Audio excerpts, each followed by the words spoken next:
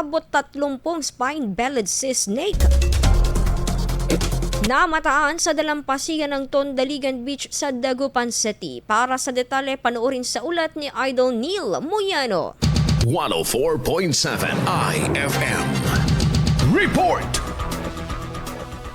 Hindi inaasahan ng ilang beachgoers sa Tondaligan Beach, Dagupan City ang pagkakatagpo sa abot 30 piraso ng ahas dagat sa dalampasigan. Isang uri ng mga ito ay ang makamandag na spine-bellied sea snake. Sa pakikipag-ugnayan sa kumuha ng larawan, muntik na niyang matapakan ang mga ahas dagat na nasa mababaw na bahagi ng baybayin habang inaabangan ang sunset.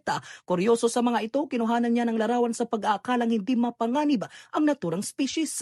Pagsasalaysay niya, nasa 30 piraso ng iba't ibang uri ng ahas dagat ang natagpuan nila, ngunit bigong makumpirma ang ilan sa mga ito.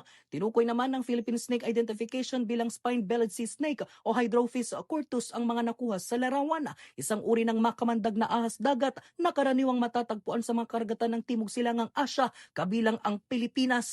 Tinawag itong spine-bellied dahil sa matitigas at bahagyang matutulis na kaliskis sa tiyan na tumutulong sa paggalaw at pagkapit sa ilalim ng dagat.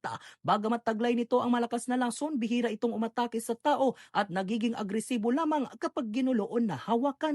Nakatagda pang kapanayamin ang otoridad sa posibleng dahilan kaya nagkalat ang mga ahas dagat sa baybayin. Samantala, pinapayuhan ang publiko, lalo na ang mga mangingisda at manlalangoy, na iwasang lapitan ng anumang ahas dagat na mamamataan at agad ipagbigay alam sa mga kinauukulang otoridad para sa kaligtasan ng lahat. Kasama mo mula rito sa IFM News Dagupan, ito si Idol Neil Muyano, Tatak R.M.N. IFM News. IFM News. IFM News.